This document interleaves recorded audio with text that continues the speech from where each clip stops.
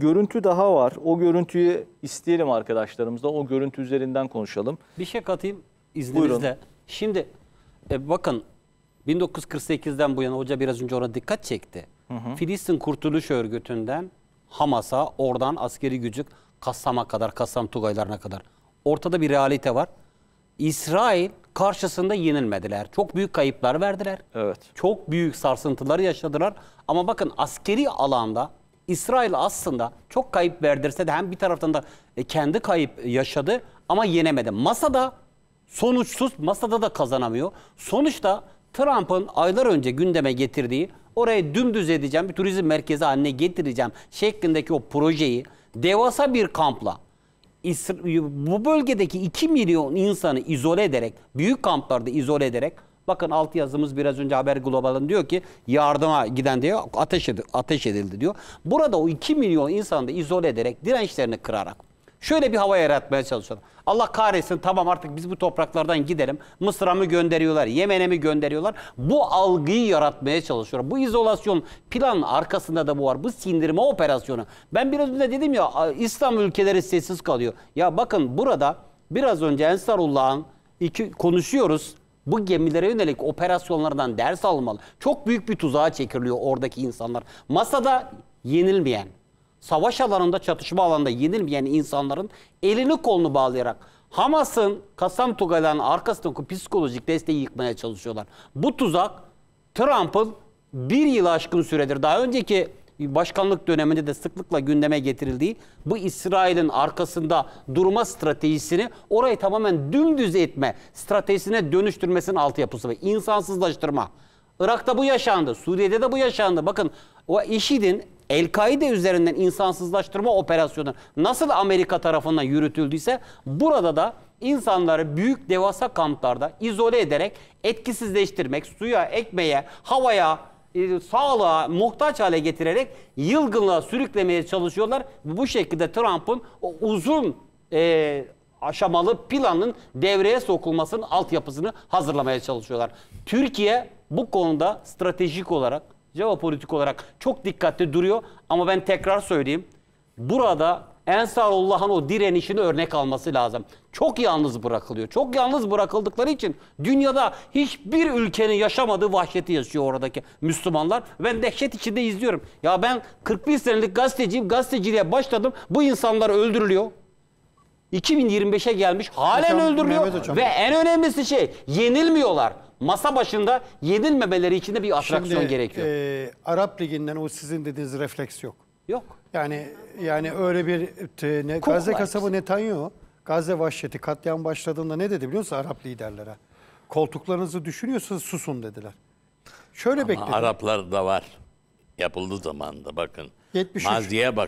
Maziye bakın. 1973. Arap devleti kuruldu. Suriye ve Mısır ve İsrail'e yenildi 67'de. Ben o tarihleri çok iyi hatırlıyorum. Yani herkes sevinmişti. Araplar birleşti, yenerler diye. Bakın burada şöyle bir strateji var. Türkiye bu stratejide son dönemde resmi kurumlarımız çıktı. Yani sizin dediğiniz yolu hemen benimsedi. Neydi? İlkinde Arap Savaşı'ydı.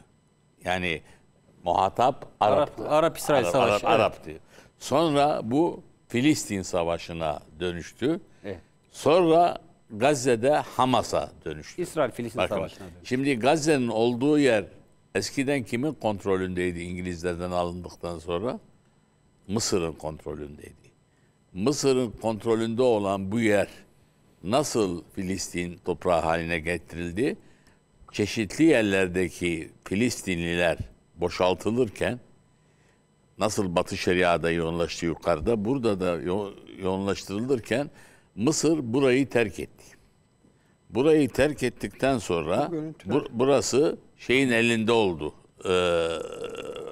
Filistinlerin elinde oldu. Filistinlerin elinde olan bu yer zaman içinde Hamas bir siyasi partidir. Askeri kanadı olan bir parti. Seçimi kazandı. Şimdi bazen konuşuyorlar ya, yok efendim Mahmut Abbas yetki vermemiş. Seçimi kazandığından beri Gazze'nin yönetimi Hamas yetkililerin elindedir.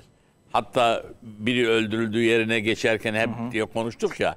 Ama kaynaklar genellikle İsrail'in Bitirin üflediği bakalım. kaynaklar Şu olduğu görüntülere için de bakalım. olduğu için hemen bitiriyorum. Olduğu için biz hep işte hiç vermediler vesaire diyorlar. Şu anda da bu proje aslında 6-7 Ekim'den evvel ilan edilmiş Şimdi projedir. bakanım ne zamandır Hamas'tan görüntü gelmiyordu. Evet. Şahit Bey, bu Han Yunus'ta. Yunus'tan değil mi? Yunus'ta. Şimdi gene Hamas burada müzakere edilirken, müzakere ihtimali olurken işgalci İsrail askerleri giriyor, yıkıyorlar. Bakın iş makinesi. Bombalarla yerle bir etmişsiniz. Soruyorum ben, neden yıkıyorsunuz? Koridorlarını açıyorlar bu operasyon. Yani o yapacakları kamplar var ya, Evet, evet. kamplar Yollarını onların açıyorlar. tabii alan oluşturuyorlar.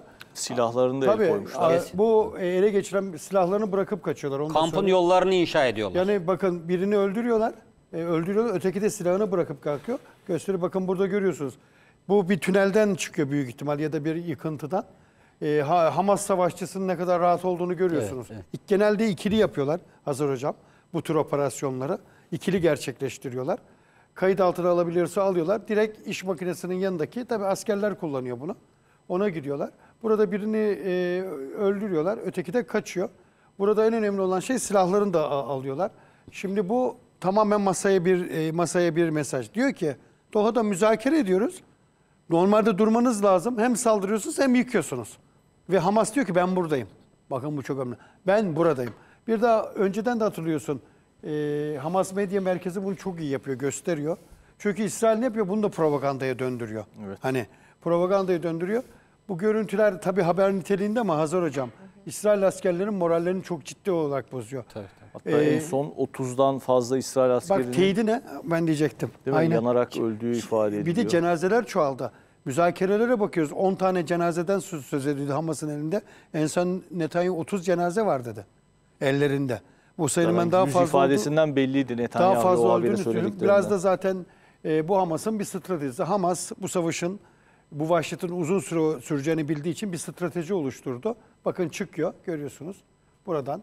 Burada silahlarını topluyor değil mi? Tabii İsrail silahlarını askeri topluyor. silahını Bunu topluyor. göster tabii şey yaptı silahlar. Orada sanırım ölen İsrail askerinin görüntüsü olduğu için bir buzlama oluyor. Burada da bak dikkat edecek şehrin halini görüyor musunuz? Bombaladıktan sonra. İşte bu makinenin, bu da silahları. Bunlar klasik izleyicilerimizin, İsrail ordusunun klasik silahları. İsimlerini vermemek lazım. Her askerin üzerinde bir otomatik silah, bir tabanca. Sivilin üzerinde bile var Tabanca bu da önemli. silahlar ya. Tabancayı neden gösteriyorlar? Subay olduğu için. Evet. Subaylar tabanca taşıyor. Yani orada bir rütbeli diyelim, daha doğrusu değil. Subay, bu çok ciddi bir propaganda. Hamas buradayım diyor. Peki. Çok çok teşekkürler.